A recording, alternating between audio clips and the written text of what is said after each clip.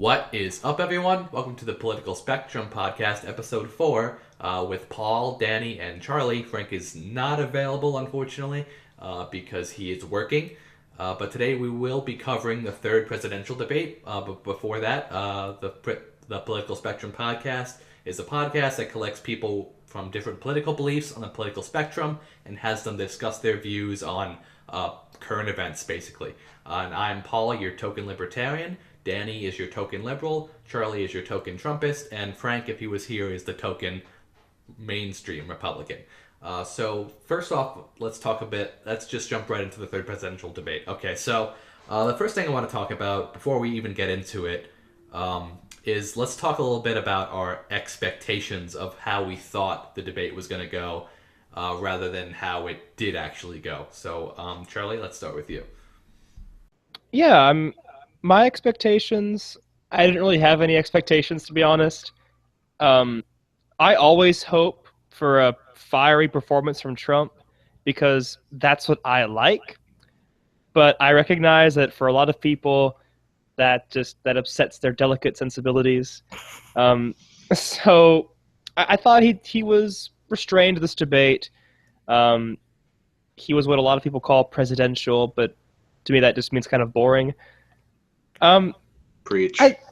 Yeah, thank you. I thought he did all right. Obviously I think Trump won because I'm the Trump supporter, but Chris Wallace did do a good job. It was overall not as exciting as the second debate, but that's probably good for most people. It was more substantive. Other than that, yeah, those are my thoughts. Okay, so yeah, I have a very similar opinion to the both of you. I was expecting him to come out of there being more fiery or whatever. I wasn't expecting him to be so, down-keying himself because, that's really his personality as a fiery guy. So, but of course what actually happened was it ended up being more substantive. And honestly, I think I got so used to, like the banter and, Trump being a little bit outrageous at times that I just I actually found it to be a little boring, which is weird to me because I found the VP one, which was very substantive, very exciting. I found this one to be boring, but I guess that's just the maybe it's just the candidates. I don't know. That's Anyway, fair. I think it flared up about a half hour in. Oh, there were some good moments for think- sure. Oh, absolutely. Yeah, I just think definitely the pattern kind of repeats itself. It just basically Trump starts calm, but about a half hour in, the needling gets to him, and that's always why in the back hour we get the more outrageous Trump comments that people cite throughout the week after. Yes, the ones that have secured that 38% solidly. I mean, there are worse floors to have. All right, so Sure. let's start getting into some of the issues that were discussed. I would like to start with the first one, but I don't remember. Do you guys remember what the first one was? If not, we'll just jump up. Reproduction rights. Oh, it was reproduction. Wow. Yes. All right. So the first one was reproduction rights. Slash the Supreme Court. It was that and the Supreme Court. It was kind of both. Oh I my think. God. It was a strange hybrid. Yeah. Let's start. Let's start with Supreme Court. Yes. Let me amend that. It was the Supreme Court, but he also connected it to gun issues and reproductive rights. That's what it was. Right. Okay. So, big Constitution guy that I am.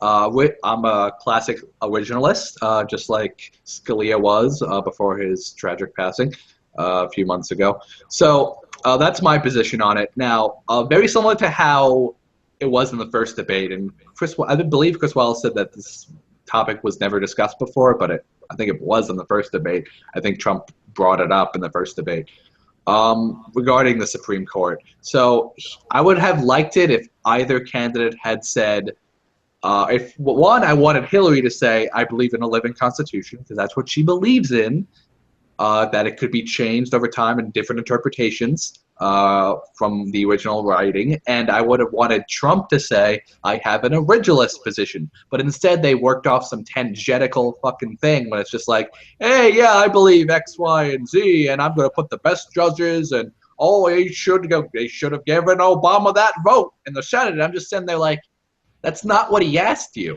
What do you guys think? I actually I can understand why you want to hear that, and I think that'd be nice for like That us was to the look. question. Well, sort of. I think Sort of. let me put it this way. I think the way you want to interpret it, and the way I think we would appreciate to hear the conversation, is more about their frame of mind about the Constitution and what kind of judges approach is better. But that's for more like us poli-sci types. I feel like when you're trying to explain it to the average voter, it's more about the judges.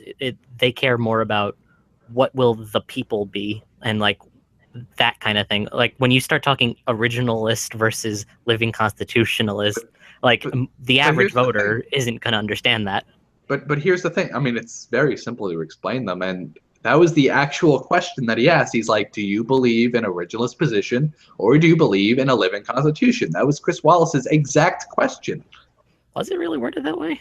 Well, yeah, basically it was. He says, "Do you believe in a living document, or do you believe it's how the founders said, and what's in it is what it is?" He literally explained it in the question, and they both went on tangents. Charlie, what do you think? Well, Paul, like you, I'm kind of an originalist guy. Like I've mentioned in previous podcasts, I'm a recovering Crew supporter.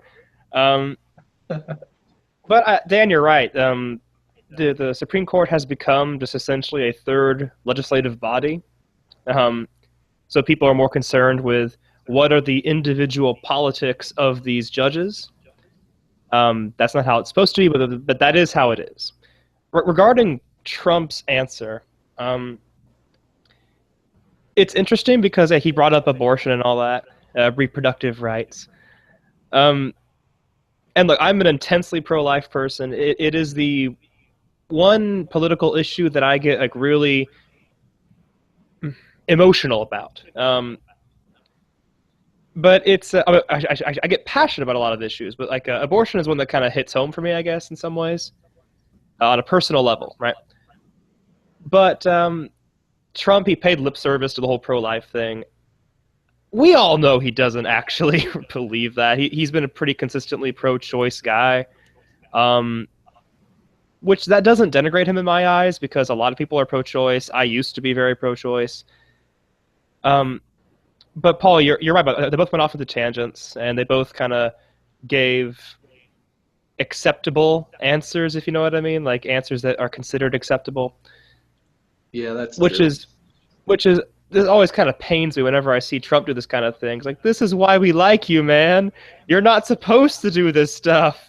All right, so you mentioned abortion, so let's pivot to abortion. Let's talk about abortion. I'd also like to just Go ahead. I'd also just like to say, yes, you were actually right. Wallace did ask about living document or flexibility. If there's one thing I will remember about the debate, it's that specifically, because that's literally my specialty. All right. I just remember the first part of the question that I'm reading. I remembered it was where do you want to see the court take the country? That's the part of the question I remembered. I didn't recall the additional statement. See, I was really disappointed because I did not hear the will to power mentioned once. Not yet. There's always Not once. There's always the fourth debate, which happens. Fourth debate. They should have like an internet only debate, but we'll get into that later. That'd be too hip. All right. So anyway, let's pivot to abortion. So Roe versus Wade. The worst kind of pivot. Yeah, always. So, Yeah, we agree on this, Dan. all right. And we'll talk to. Let's talk about Roe versus Wade. Their opinions on Roe versus Wade. So Trump believes. I actually just have to ask. I know you guys take the originalist point of view on it, and even from the pro-life point of view for you, Charlie, how do you guys feel about the legality of that decision? Just from your point of views, yeah, like what's your point of view on a legal level? Obviously, Sure. Disagree. I won't go into the morality or anything like that. Yeah. It is interesting because it all depends on your view of when does the fetus become a person, right? I will say that about Roe v. Wade. Roe v. Wade, I of course have problems with Roe v. Wade, but Roe v. Wade, it established clear rules, right? it established, if I remember correctly, it's like first trimester, Second the trimester. states, the states cannot prevent you. Second trimester, it's like they can, but only if they can only prevent it if it will like somehow help the health of the mother, which is basically never. And then third trimester, they can be a little more involved. But then there was another ruling afterwards. I forget the name of it. I'm not good at like remembering all these different case names. Yeah. I think did Ginsburg write the opinion on that one? I don't recall. It was just my problem with that ruling is that because Roe v. Wade, I have problems with it, but it was clear there were rules. With this other ruling, it just suddenly became, the states cannot impose any undue burden on abortion access. Like, well, what the hell does that mean? That could mean anything. So being. Yeah, so, that is a bit of a vague decision that makes it makes legal issues complicated. Go ahead, Paul. My general position is that I don't believe that it should be a federal issue as Roe versus Wade made it. It should be left up between the states or at least localities, because as a libertarian, I believe the more local the government, the better. They would leave it up to the states, and states leave it up to different localities, different cities and areas if they wish to, or if they don't, that's also fine. So I believe it should be left up to the states.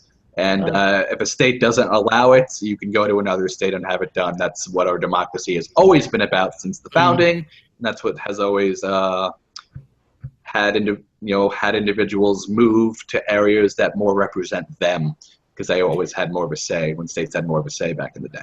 Right of exit, basically. Aye. Yeah, well, obviously we have disagreements where that's concerned, but I think for me, I actually Ginsburg actually I think has the best point of view on Roe v. Wade in that she agrees with the decision, and I would agree with this, but she makes a very excellent point that it should have been made under, I believe, the Ninth Amendment. Ninth Amendment, not the Fourth, I believe, is what they cited in that ruling. No, I think it was made by the 9th, and I think it was the 14th that she wanted to use, wasn't it? Equal protection? No. What she wanted it to do is that, if I'm recalling correctly, I believe privacy? Wait, hold on. The ruling itself was made citing privacy, in that it was it was the choice of the mother. What Ginsburg says is that it should have been made under the Ninth Amendment, which says that because there is no constitutional bearing on that power to be given to the state or to the federal government, that choice belongs to the individual.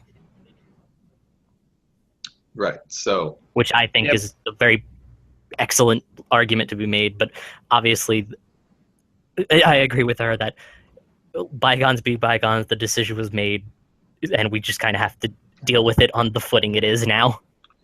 I would agree with that aspect because I always believe rights should be held more by the individual. Again, the more local, the better. Okay. The best local is the individual. All right, so let's talk about... I was just curious the frame of reference you guys took with that on a constitutional level. I am pro-choice for the listeners out there. Don't think, he wants to repeal Roe versus Wade. Yes, I do want to repeal Roe versus Wade. I absolutely do want to repeal Roe versus Wade. But I'm still pro-choice, just more local governments, or like Danny said, with was that Ginsburg you said? Yes, because our professor Sorrentino, when we were talking about it, said it was actually something she had gotten in trouble for from the left when she was up to be put on the Supreme Court. Yeah, the good times.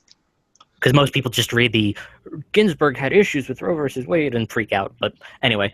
All right, back to the debate. So Trump basically said, listen, if I install these judges in, they'll likely be the ones to repeal Roe versus Wade. It won't really be up to me. I thought that was a respectable response. He's like, yeah, listen, the president can't repeal court decisions. Yeah, well, I mean, depending on which snippet of the answer you take, he answered it in a few different ways. He also said the day he's elected, it'll automatically be repealed, which I think is more him getting at what you're implying the other part of his answer, but is still a really weird way to say it. I mean, it's just, I don't know. Trump, He's just Trump a weird is way of master wording of things. terrible phrasing. Like, oh my god, like just So- the worst phrasing you've ever heard. I want to talk about Hillary's answer because it seems that she wants to expand abortion rights, I believe, to later trimesters. No, well, Because that's that's what what the that's her complication. position. She dodged on the issue of the later trimesters. But that is her position, correct? She wants, because that's her understanding of the court ruling. I believe her position is largely to let it be a free decision for the woman. I don't believe she believes in many restrictions on it. Yeah, right. So she wants to expand it. I think so. I don't want to say absolutely, but I believe that's correct. Right. So we have the two candidates right now. Trump, who's basically saying my judges will likely end Roe versus Wade, and we have Hillary, who's saying, under my understanding of the court ruling, we will likely expand and give women more of a choice in the matter. And later trimesters, where the baby has more, feeling. Charlie, what do you think about Hillary's response? About Hillary's response? Well, obviously I'm opposed to her position.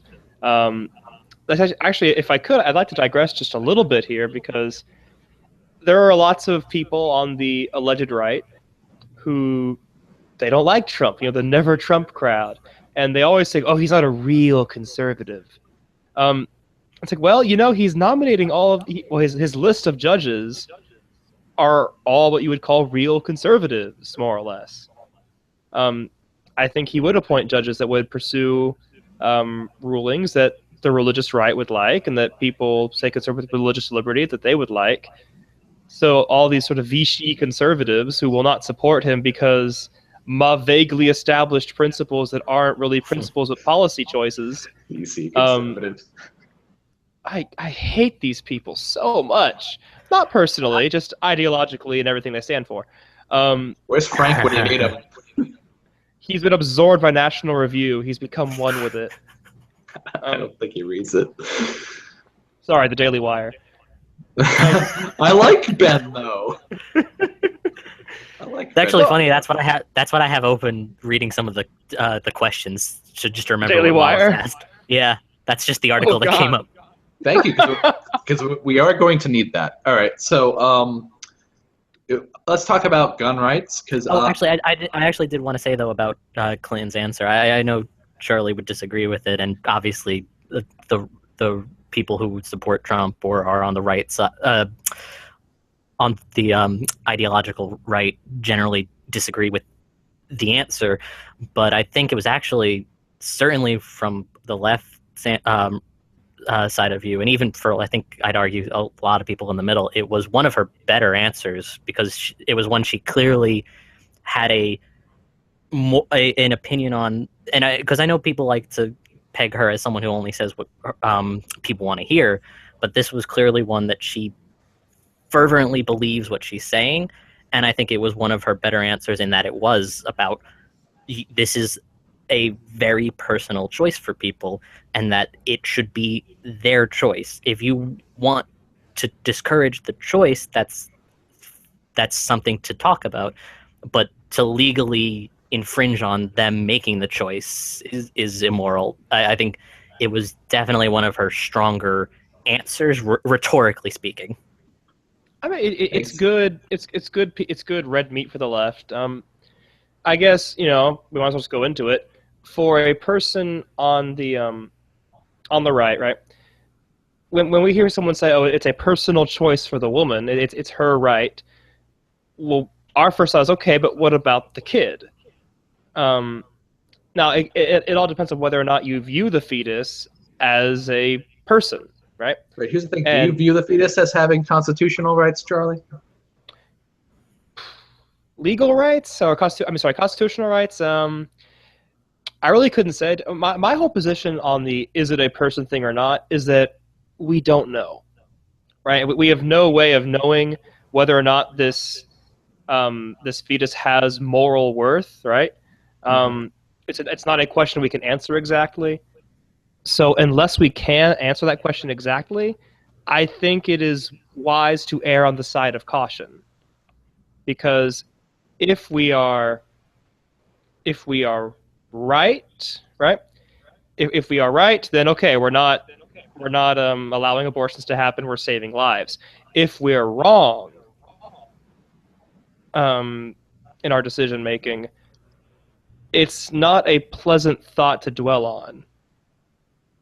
Do you get what I'm saying? Yeah. Should I clarify, maybe? I kind of get what you're saying. Yeah. Sorry, this is one that it's actually a little bit difficult for me to talk about just personally.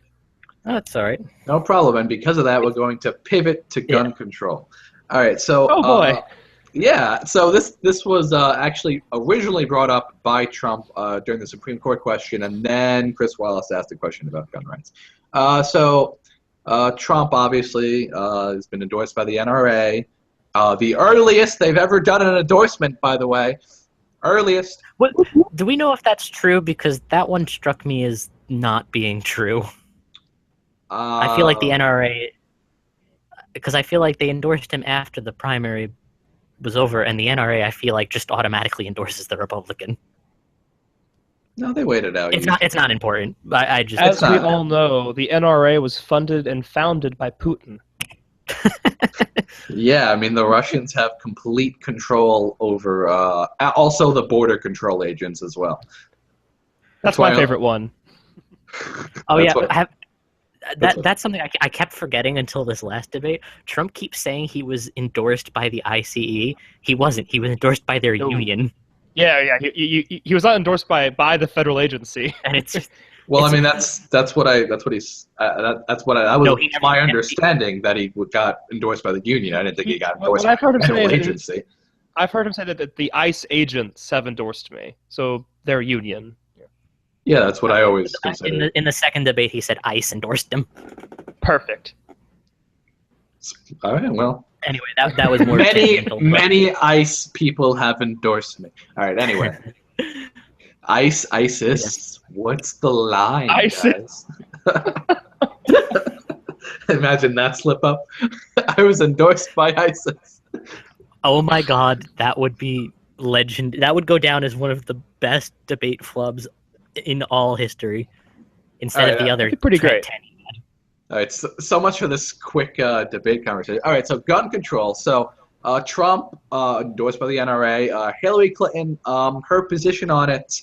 She says she doesn't want to touch the Second Amendment. However, she has had statements in the past that might be contrary to that. I'll have you guys go at it because you probably know more. Well, I'd argue she's never said she doesn't want to touch the Second Amendment. It's that she respects the foundation of it. I think is more how I would phrase it. That she believes in the legal right to own a gun constitutionally. I think the disagreement would be over legally how it can be restricted in terms of what can just be given to the citizen.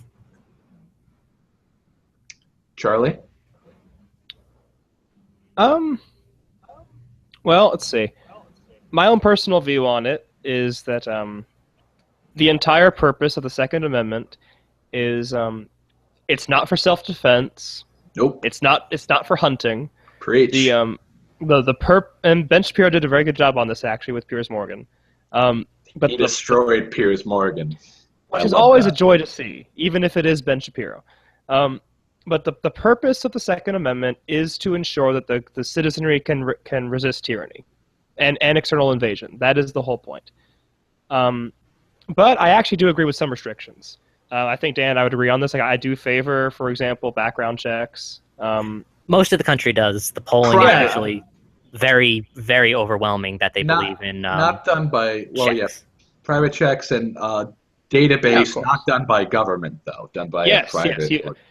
Well, that depends on when you get down into more specifics, but yeah, generally Honestly, the public believes in background checks.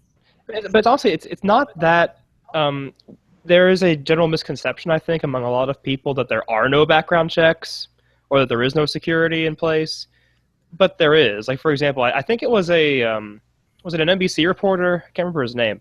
He wanted to basically prove how easy it was. And it took him to like get an hour or something. Well, first up, he wanted to get an assault rifle. Right. And they said no. They said no because he had a criminal charge in his record. He had an assault case, and they said no, we won't sell it to you.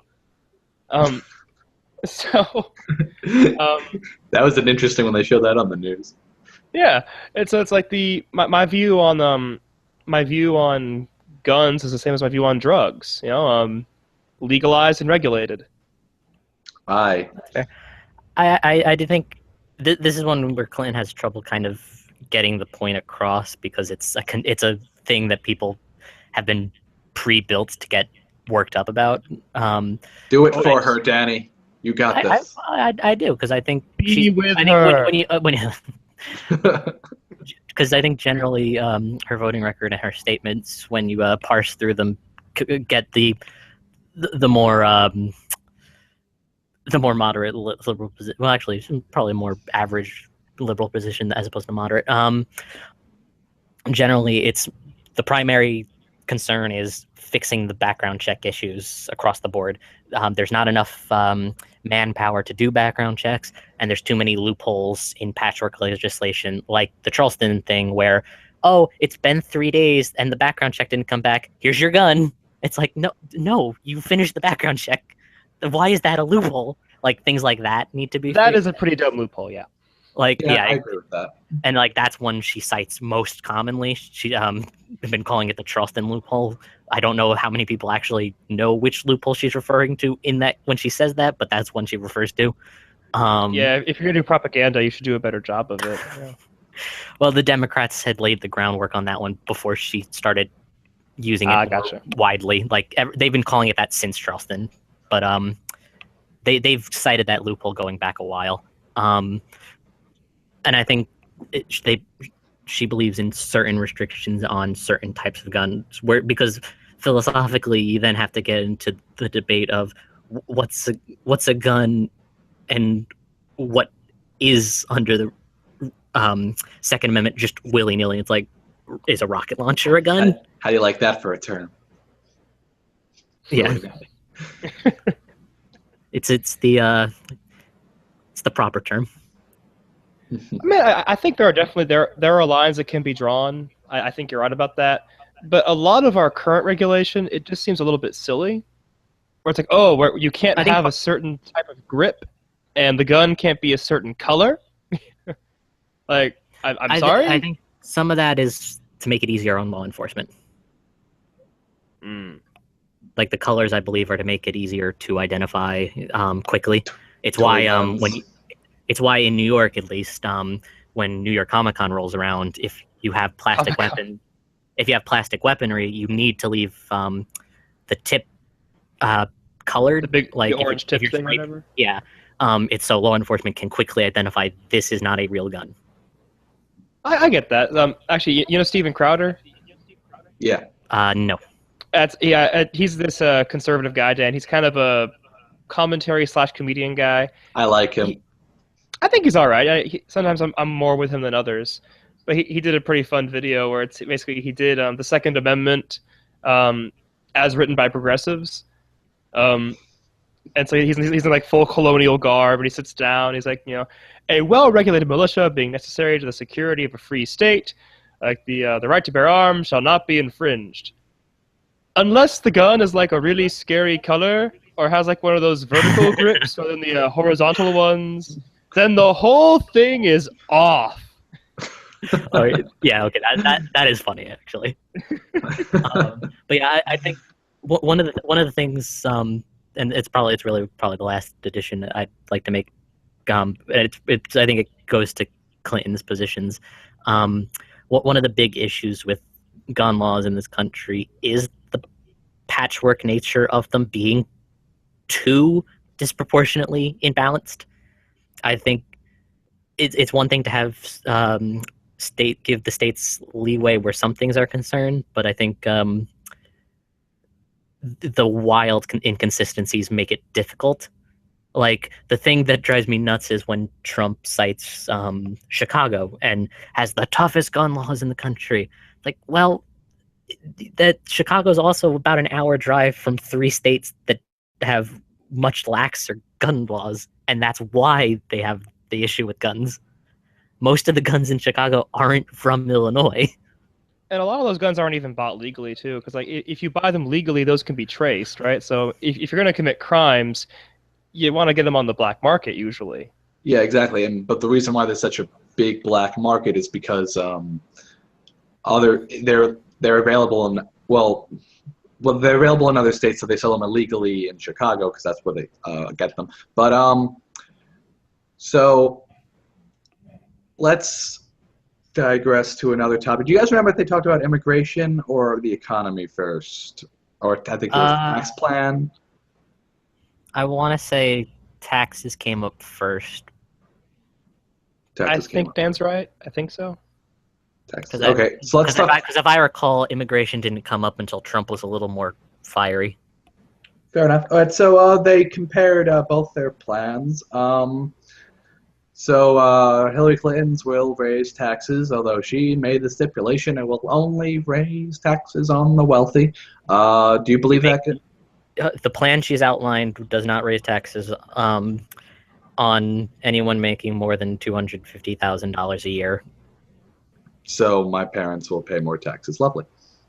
Honestly, it's interesting because I remember back in Oh, actually, sorry. I think 250,000 is an individual. I think a family slightly higher.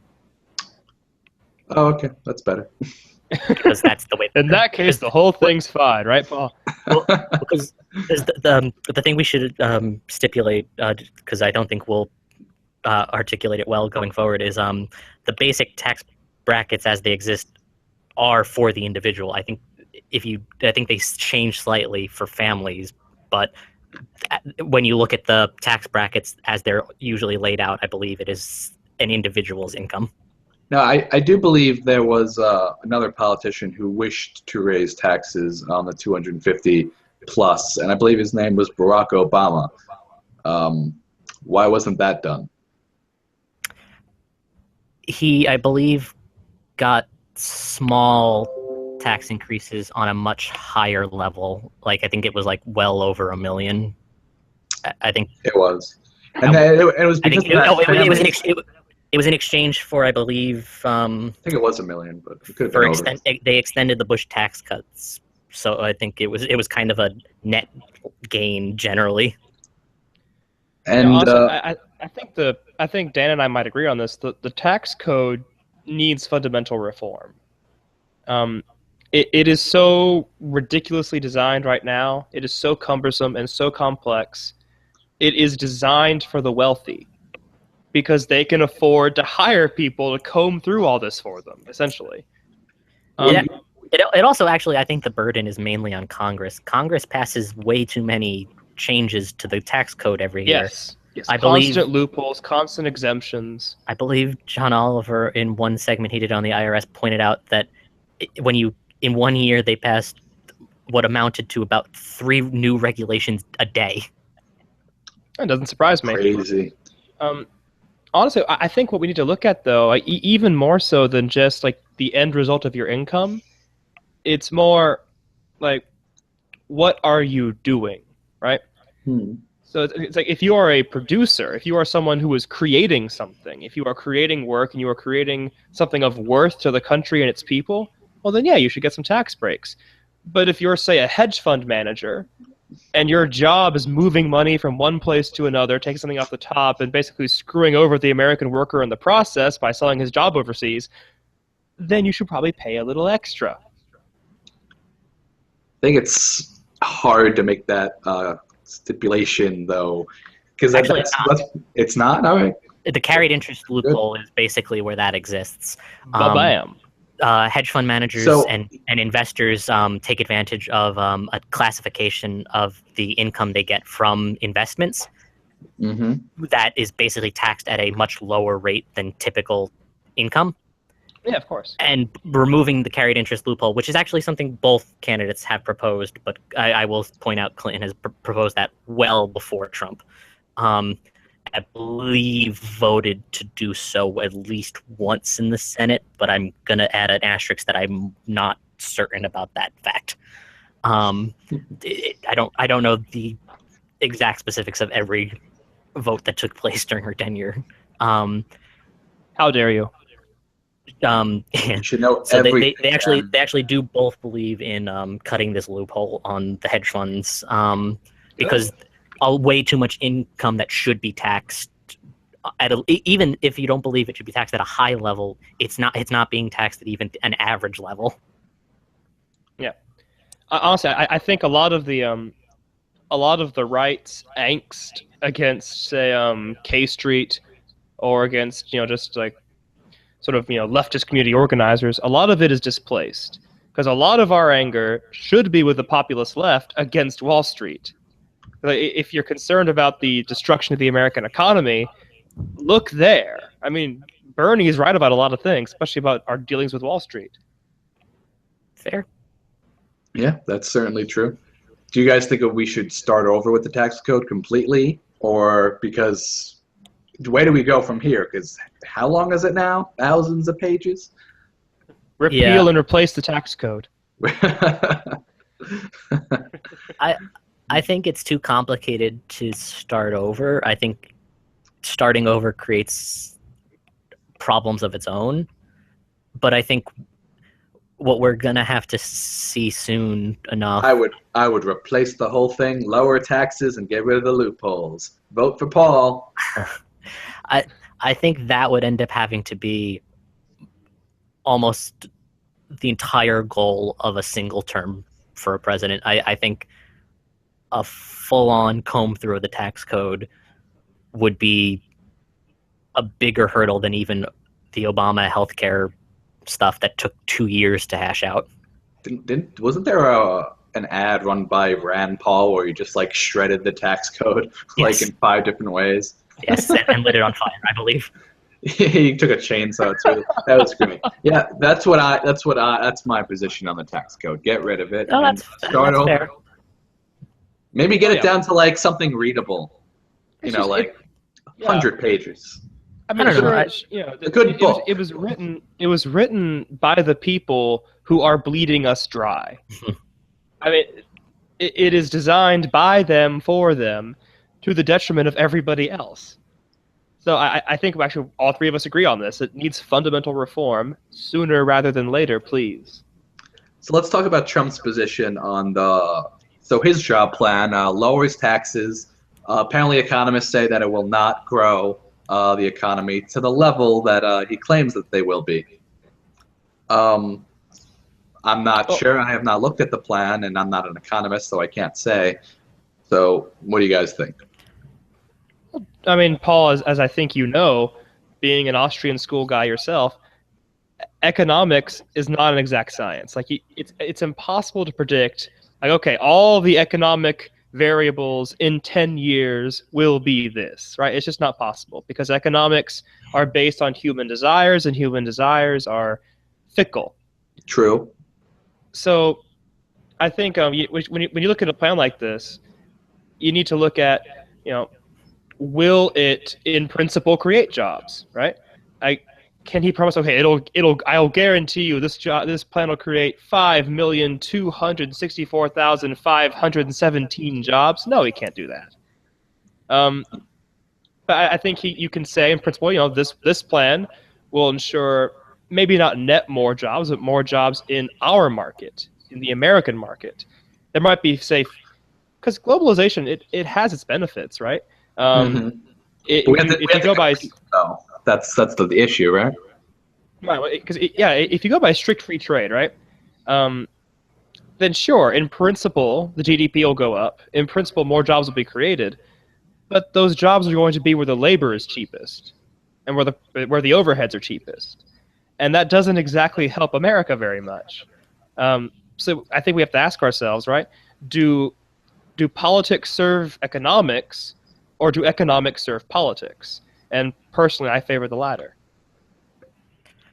Okay, I'm going to agree with the first point there and say lower taxes, lower taxes are generally better for the purpose that companies will pull back from overseas because their overhead will be less than it would have been. I believe some companies would do that, and less companies would leave because of the overhead. Regarding free trade, big fan of free trade. If there's a way for a company to get a product to us for cheaper, even if they have to go to a country where they pay less, that's fine too. And they bring like an economy to that market as well. So as a free trader, that's just my position on that. You can disagree, whatever, but I do disagree. believe that. I know, but I do believe that the lowering of taxes is the best policy there is in order to bring jobs back to America, and that's why I believe that Trump's plan is probably superior to Hillary's plan, because raising taxes is only going to push people away, when lowering taxes is going to bring them back in. And like you said about the what the economists are saying, I mean, listen, lowering taxes is always a net gain for the economy, always. Now, that also has to be coupled with cutting spending, highly cut spending. Let me just make that stipulation before Danny jumps on me. Go ahead. All right, I was going to cite the fact that even a few conservative-leaning economists have said Trump's plan just destroys most things. Well, they're all Keynesians anyway. Screw them. Vichy. Again, I believe one of them was the Cato Institute. Vichy. Yeah. Okay. Here's my thing. Generally speaking, I don't know if I call myself Keynesian. I don't know if I believe government spending is the solution to things directly, in the way like, oh, we need a cash injection to get the economy going. I don't know if I buy that per se. You're in the wrong party then. No, I would disagree with that. I think I belong to a wing of the party that believes you use government spending to help support the middle class so that they can spend their income properly. Basically, my issue with supply side economics and trickle down is well, it's not trickle down. Everyone's getting a tax cut. Yeah, well, actually, I was listening to a go through of the plan, and Trump's tax cuts are barely on par with Clinton for the middle class, and overwhelmingly cut it for the top. Clinton's actually cuts taxes much more for the lower class and slightly more for the middle class. In part because of the effective tax rate. But the thing with supply side economics is, I think there's an argument to be made that high taxes plus free trade have driven a lot of those jobs away. But I think when you look at the economy on a whole nowadays, we're not a supply economy. We're a service economy. And I think you see it in the issues that affect the middle class, that more cash on hand for them to spend is what grows the economy, because on average, the upper class and the 1% or whatever you want to call them, they don't spend. They just absorb more money. They take these tax cuts and don't spend it. They take these subsidies and they don't spend it. They just accumulate wealth and do nothing with it. Well, I believe in. To be fair, by putting it like in, say, a bank account, they are investing it. I think that implies the banks are doing the banks they should be doing. Yeah, the bank. Actually, Dan, I think you and I are more in line on this than I am with Paul. I mean, you're absolutely right that our economy has moved from an industry economy to a service economy, which is one reason why I favor a deliberate government policy to reinvigorate industry. Okay. Well, I think that's actually something we probably agree on, just in a different way. I don't believe those jobs that have left are coming back, and I don't believe you're going to ever convince manufacturers to bring back cars the way they used to be. We have to start anew. We can't drag them back kicking and Yeah. screaming. You lower There's a lot taxes of- and give them a way to do it. You lower the corporate taxes, and you lower the corporate taxes, and then corporations, some of them, not all of them, will come back. That's how it is. I mean, that's just how it is. No, I think that's a very optimistic point of view in the way corporations behave, and they never actually seem to behave that way. I think there's actually a lot of more liberal economists, but actually a few. I think I don't really know who to cite on this one, but I've read a few think pieces that suggest if we seriously hammer down as a country and decide to invest in clean energy jobs, we can actually become the economic center of that industry, because there is no current superpower really pushing that to the degree we could. Well, I mean, it's an interesting option. I mean, I think, Paul, I get it, buddy. I used to love free trade too. It's not free trade. It's just lowering taxes and bringing jobs back to America. That's what lowering taxes tends to do. But if you disagree, that's fine. No, I understand what you're saying. People leave because of overhead, and that's to an extent, you're right. Yes, lowering taxes and that kind of thing, it would bring some jobs back. I think you're absolutely right. But the problem is, the United States could only be competitive in a total free market if we basically get rid of all of our regulations, and if we break all the unions. sounds good to me. I know. But, well, one, you'd have riots in the streets, at the very least. And two, I mean, I'm not sure it's really desirable, because, again, what I favor here, because I think we can reach a middle ground here, because if we do cut some regulation, and we do cut some tax rates, but you also put in protections, you also assist some businesses, you also assist the middle and working classes, through tax policy and through other ways, then you can kind of get the best of both worlds. You can bring some jobs back, and you can start building anew. So for once in my life, I find myself in the middle. It's a very strange feeling. Yeah, it's weird when I'm like the most right on something. But yeah, Well, I would argue I'm the most right wing, actually. that's fair enough. So yeah, I believe in lower taxes, lower regulations. I believe those would bring jobs back. Now, we have a lot of regulations, and those would have to be hard to repeal. You have to look at all of them, obviously. My personal opinion would be get rid of most of them, but obviously it's what Congress is willing to do. And in the scheme of things, Congress has to be willing to do all these things in the first place. But back to Donald Trump, he wants to lower taxes and get rid of regulations to bring jobs back. So what's your position then on his policy, Charlie, with what you just said? Well, yeah, no, I think Trump's policy is a step in the right direction. Like, I do favor lowering taxes. I do favor streamlining our regulations. But Trump has also been very vocal about his populist message. He's been very vocal about basically creating an economy that serves its people, not just itself. I mean, there's no point increasing your GDP if only a very small number of people benefit. And so, I mean, yeah, Trump has been very vocal about this, and that's why I'm okay with this plan. I'm not against tax cuts. I'm not against tax cuts. I'm not against streamlining regulations. I just think it's insufficient. I think you need more. It's like Reaganism. Like, it's a good idea, but you need more. Well, Reagan didn't cut spending. That's his problem. Anyway. That's true. It's going to be Trump's problem, too. Well, I agree with you. That's why I don't support Trump. Anyway, let's go to our next. Let's go to our next question.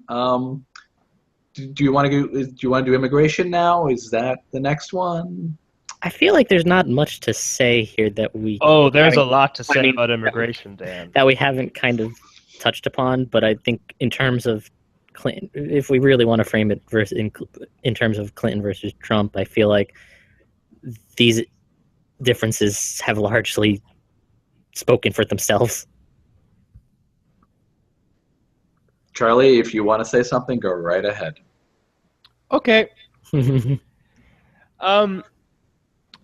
I think I mentioned this last podcast. I view this election primarily not as a contention between left and right, but between nationalists and globalists.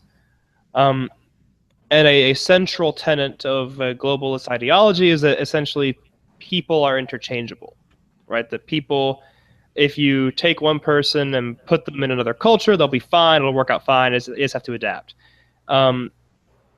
My contention is that there is an American people. It is a unique people with a unique history and a unique culture, and we should have immigration. Immigration is fine. You need immigration to bring in fresh. You need to bring in some different skills, some new labor, that sort of thing. But to all things, you have to have moderation. And right now in this country, we have a tremendous labor surplus. It is an astronomical labor surplus. Our labor force participation rate is astoundingly low. So, seeing as we have a massive surplus of people, why would we bring in more when it's not going to help our economy and it'll only aggravate the cultural problems that we're already having? So that's why I'm a restrictionist. Danny, response?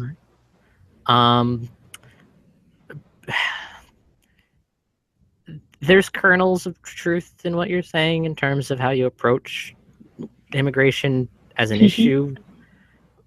I would, and I generally am more accepting of the debate with the more typical Republican, like when the Gang of Eight bill was going on, when they were trying to parse out balancing the sides, that kind of stuff I was more open to.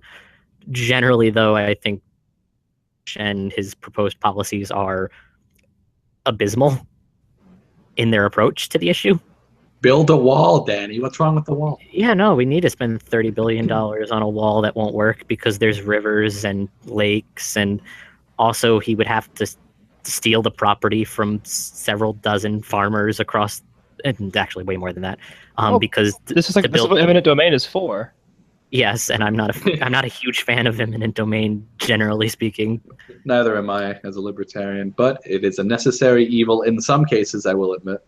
Like securing your border against foreign incursions.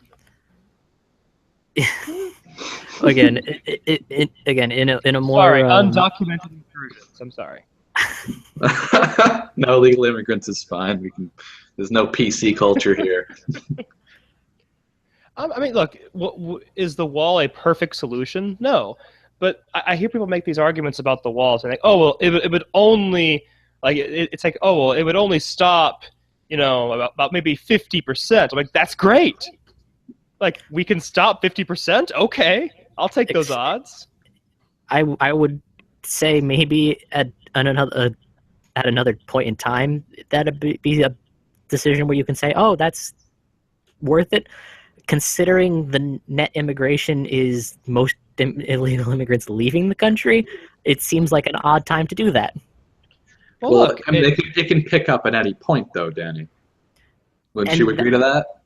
It's the long-term solution, isn't it? Not the point of a wall?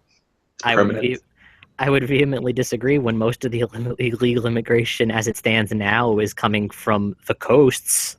I agree. We should beef up our naval patrols. We should be beefing up our visa enforcement. We should be every port of entry. We should be making sure people. I was playing devil's advocate, by the way. I know you are. We should be making sure that they're not entering the country illegally, and we should be making sure they're not overstaying their visas. I agree with that aspect, and we need tighter security, I believe. I personally disagree with Charlie. I think.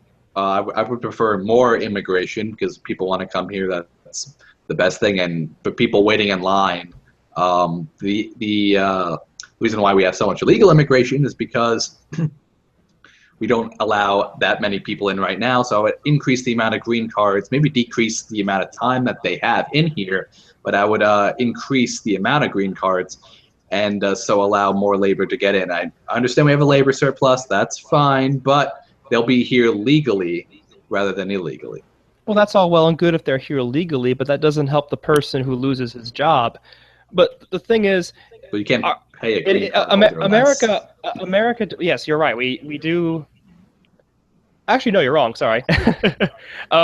Look, compared to other countries, coming to America as a guest worker or as an immigrant is fairly easy. If you compare it to, say, immigrating to Switzerland or Japan. Well, I'm saying to make the process harder, but just to increase the amount. Like make it longer in time. That's what I'm arguing. Okay, I'm just out of curiosity. So, if we have a labor surplus, as you said, and as we agree, why would we increase the amount of labor coming in? Well, they're going to come anyway illegally. That's already the point. Like we're going to try to stop. We can stop them coming in illegally if we are willing to take the appropriate measures. So let's take the appropriate measures, and then if that happens, then maybe we can stop the influx of so many illegals in, and then if that's the case, then maybe our current system's already fine.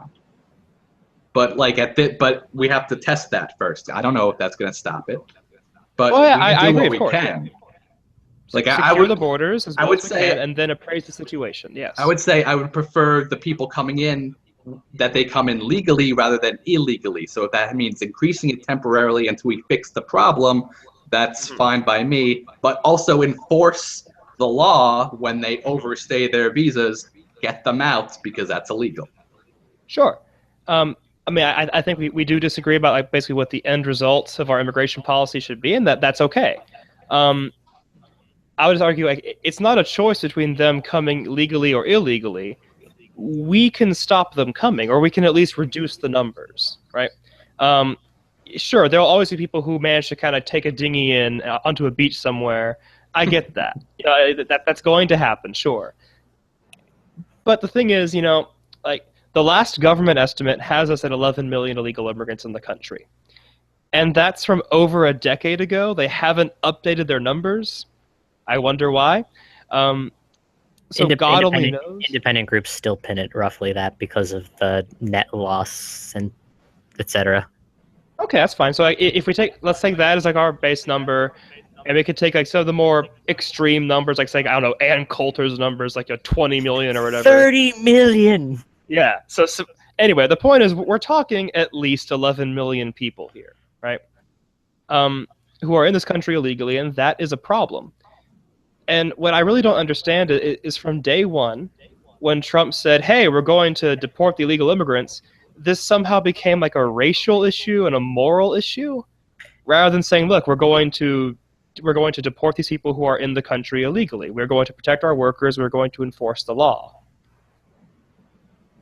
It becomes the issue because generally speaking, and I think this is a majority of the country's opinion, there is room for distinguishing between people who are freshly in the country versus people who have been here for decades. That's kind of where the more complications come in, and I think the more moderate... Breaking the law is still breaking the law, is it not? But it becomes complicated due to children who have American citizenship. It becomes complicated by... They may go with them. They have a choice to make them. Like I said, it's the complication, and that's where a lot of the debate comes from. I think the more moderate Republican position has generally been some leeway with that segment. Or like people who were brought here illegally at a young age and stumbled upon to the fact that they were illegal when they went and tried, or when they reached about 18 and realized, oh, I can't now figure out how to apply to college because I don't have these documents. There's shades of gray in the issue that Trump's deport them all policy doesn't account for, and that's, I think, where the backlash exists. It's not simply we'll make the delineation, it's deport them all, I think, is where the issue became racial for a lot of people.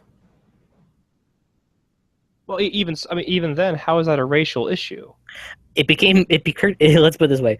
I don't think most people remember this, but I do.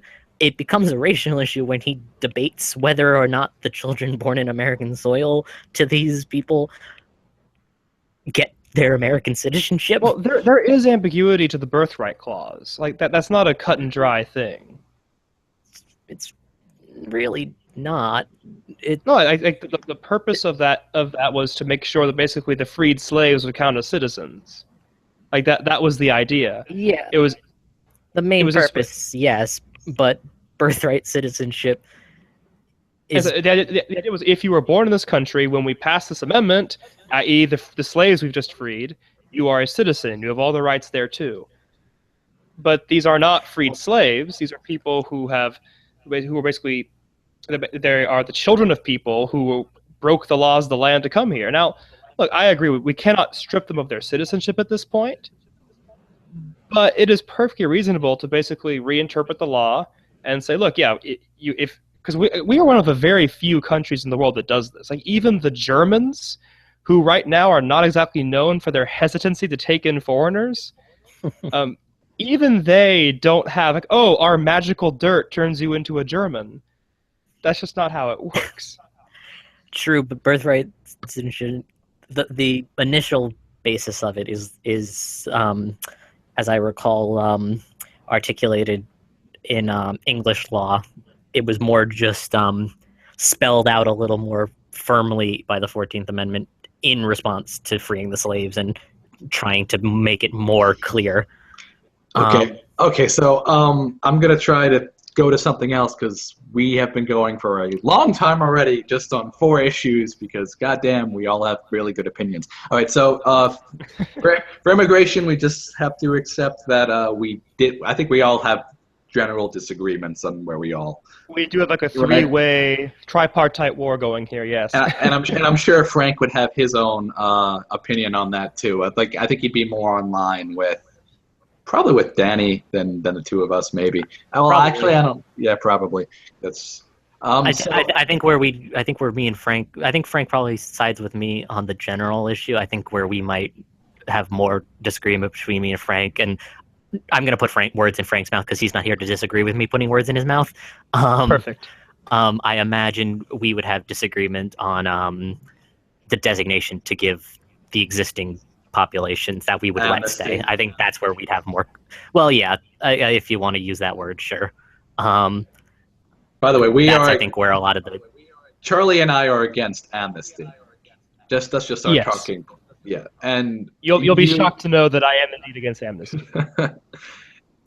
And which is not not a libertarian position, by the way, but it is what it is. Fair enough. Well, do you define amnesty as letting them stay or giving them citizenship? Giving them citizenship. All right. Well, then I'm letting them stay. I'm not 100% yet. See, that's where I figured you'd diverge. No, I'm not. There are actually lots of people who I know who will say, we should let them stay as residents, and they can have like a guest worker program. And I'm like, okay, well, that defeats the whole purpose of deporting them in the first place. It's like, okay, they can't be citizens, but they can still, Well, no, the difference is if you give them. All right, guys. Okay, we'll go on to the next topic. Go ahead. I have one more thing because it's actually a very important difference, and I think it's where it ties into Clinton's position actually largely. Giving them legal status, even if along the way to citizenship, or they can't ever get full citizenship. The reason you would give them a legal status is the big issue right now is the people who exist outside the law aren't subject to minimum wage, which in creates the shadows, Dan. Yes, which creates the pockets for the economy that are issues. It creates legal problems when there's So what you're saying is get rid of the minimum wage. Did I hear that correctly? No, I'm saying you give them legal status so that you fix Dan a lot of is those an ANCAP issues. Confirmed. Anyway, that's me. That me, was Charlie. That was me just pointing out. I was just pointing out there is a reason you would give them status even if not citizenship. I see that. I just vehemently disagree. That's fair. All right, and we'll let Paul move us on before he pops Sylvain. All right, That's so because I think we've been going for over an hour already. I think, right? Hey, That sounds right. no. It's been about an hour has and it? 5 maybe. Maybe. Yeah. So I actually would love to wrap up soon because That's it's fair. getting near midnight where I am. Yeah, I know. So That's by fair. the way, Charlie is in Japan right now. That's why he doesn't get on video because his internet. Konbanwa. Konbanwa. I love it. All right. I don't know. Do you want to wrap up, or do you want to go to national security? Well, we did kind of some national security stuff with the VP debate. I feel like when we hash out the specific issues of it, we get in these long conversations where we're less discussing the candidates and more discussing policies. That's what so we people want wanted to hear, though. I true. much prefer talking policy. I know, and that's why I don't disagree that we do it. I'm just saying I think that's the problem because so many topics get touched upon. A debate policy breakdown has to be this long. I mean, let's put it this way. It's an hour and a half debate that we're talking about, and they don't ever get the chance to get this in-depth in policy because it's that short. Also because it's all about soundbite. Yeah, it's all about soundbite. And like in fact, actually, if we want to get into the wrap up and try to wrap this up in the next 10-15 minutes, we should probably just skip to kind of the debate performance total, any standout moments, and kind of the fallout since we're now 4 days removed from the actual debate. Sure. So standout moments. I didn't believe there were any, in my opinion, because if there were, I would remember them. I was fairly bored this entire debate. It was very different from what I was used to seeing. Now, the VP debate I thought was very substantive, and I love the VP debate. It was more in line with that, but with two people I vehemently don't like. So that didn't really help me watching this. And I disagree with almost all of their positions on everything. There were a few agreements with both of them on here and there, mostly on Trump's side than Hillary's side. But yeah, that's my opinion on this debate. And also, I think the aftermath. I think Trump did fairly well, and Hillary did fairly well. So the polls didn't really change that much. Hillary's still leading. All right, Charlie, you want to go? Yeah, sure, I'll go. Not many standout moments, I agree. There were some that made me chuckle, like when that glorious pivot by Clinton. Well, I think the question. God, yes. Yeah, what was the question? The original question. Do you remember? WikiLeaks. It was WikiLeaks, and then she didn't respond to how she attacked Bill Clinton's mistresses. No. I'll point out a difference. Wallace asked that to both of them, went to Trump, and then basically forgot the question by the time Clinton was up. Perfect. Well, I did love that little pivot by Clinton it goes from WikiLeaks to the Russians. It's the Russians, and like we had this whole chat on this last time, but it's like, oh my God, are we just going straight back to McCarthy where everything is the Red Menace?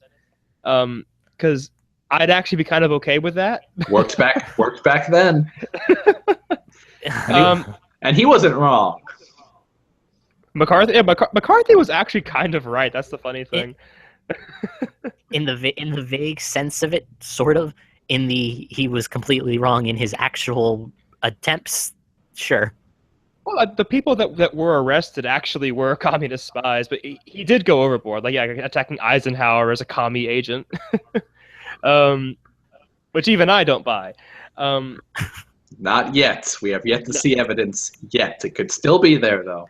That's true. We can debate historical communism of presidents later. WikiLeaks has emails from Ike to Stalin, like love letters and stuff. Just FDR. I was going to say only FDR wrote love letters to Stalin. Well, FDR was, I think we can all agree, the worst president ever, but that's beside the point. I firmly agree with that. Although Woodrow Wilson is a very close. I'm partial to Buchanan. He's pretty bad. Pat Buchanan, my favorite president. Oh my God. Anyway, oh yeah, no, that the pivot you're talking about though, it was a pretty clear pivot. I don't blame her. She needed to make that pivot. It kind of makes Trump, you go ahead. Trump did her a favor by taking the bait. He does that a lot. We do love our God Emperor, but he is a little bit easily distracted. It was great too because he literally commented on the pivot and then followed it. Perfect. He said that, Dan, that was all part of the God Emperor's plan to lull her into a false sense of security. And then when he wins 98% of the popular vote, it'll all be over. I believe it. Thank you, Paul. Yeah. Why not? Actually, Paul, if you ever want to join, the National Populist Coalition, we'd be glad to have you. Well, I would prefer a Trump presidency over a Hillary presidency, but I don't still Then vote go vote Trump. Go vote Trump, Paul, I live in right now. I live in New York, so it doesn't matter anyway. But That's okay. I would vote Johnson no matter what. Anyway. oh, but I was going to add. What is Aleppo? Oh yeah, I think as far as standout moments go, it was. Let's face it, the standout moment because it was the big thing that was talked about afterwards was Trump the not election. directly answering if he'll concede the result of the election. In his defense, right? So let's think this through here. Let's indulge in a hypothetical, right? If hypothetically Trump is right and the election is rigged, why would he concede to the results? I mean, in this hypothetical, sure, that's not the case, though. Well, it's not without precedent. I mean, for example, in Austria just recently, they had their presidential elections, and there was a lot of suspicious stuff. Like, for example, they found 8% of the vote was these mail-in ballots that just happened to tip in favor of the Green candidate. Here's the difference. Austrian courts was going to rerun it.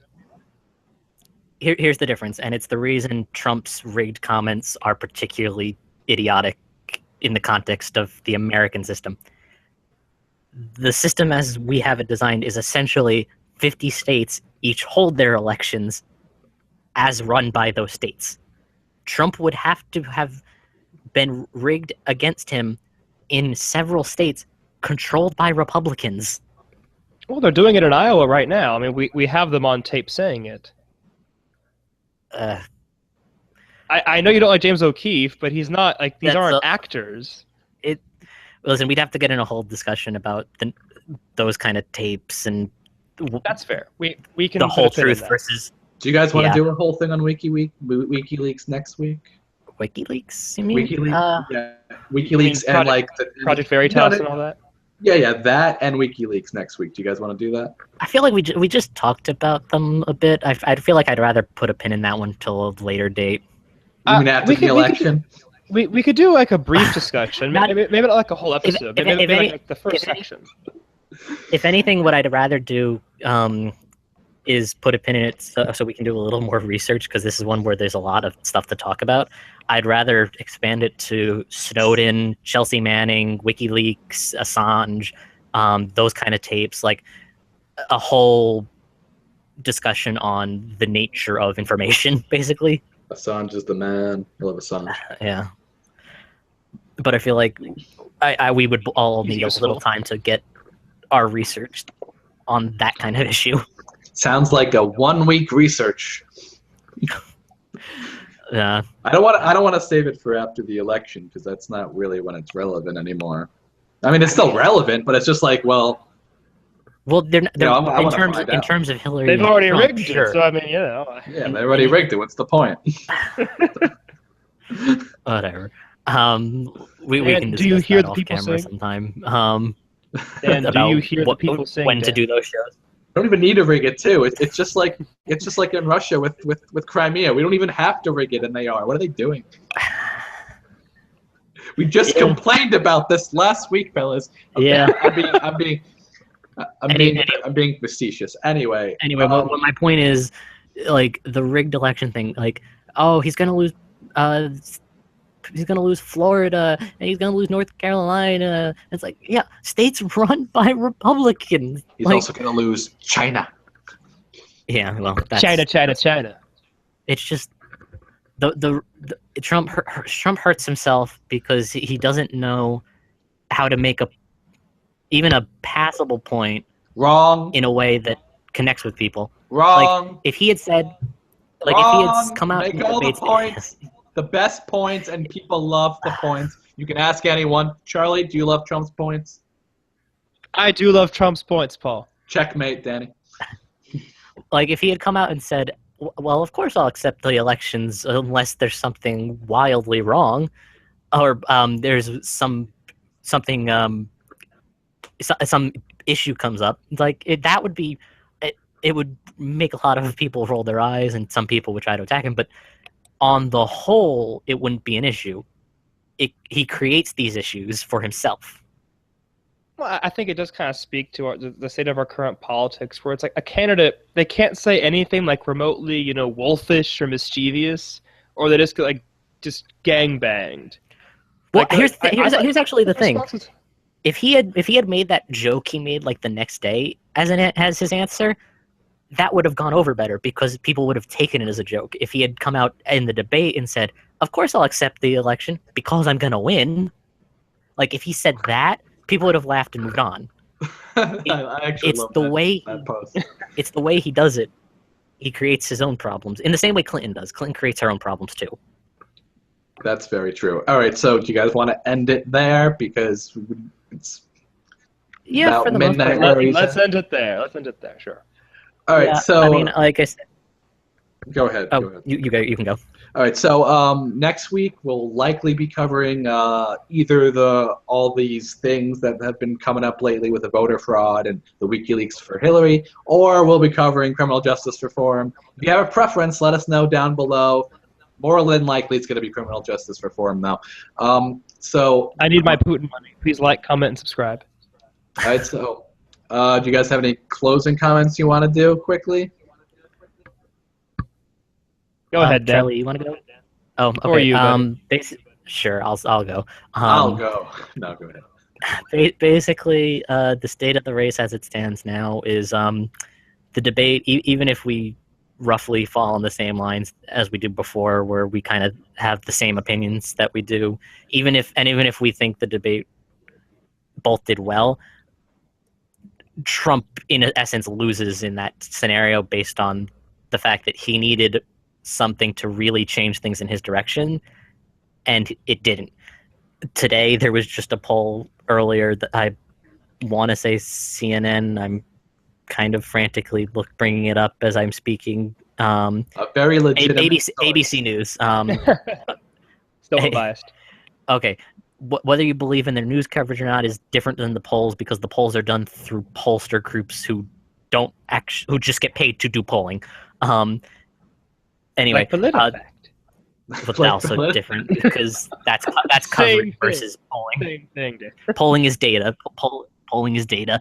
Anyway, No. It's PolitiFact. the new poll has Clinton at 50, Trump still at roughly 38. Nate Silver and 538 currently in their probability forecast gives a 1 in 4 chance of a Clinton landslide, as in 10 points or higher in the popular vote. And the way all the polls are trending, of all the polls of at least legitimate reputation, before you cite 1 or 2 Rasmussen polls. Rasmussen. Newton and IBD. Yes, all the polls of good reputation are trending, even if not as fiercely towards Clinton. They are all trending in her direction. Unless something in the next 18 days or whatever it is. I agree, Danny. Democrats should just not go out to vote. They're going to win in a landslide anyway. Yes, stay at home. There's no need for you to vote. And Republicans, too, they're going to lose. So just let the libertarians go out.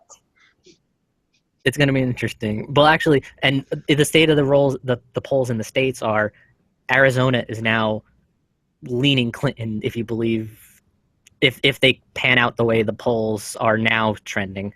But that one's going to be a nail biter. It's a toss up right now. Prince is so excited.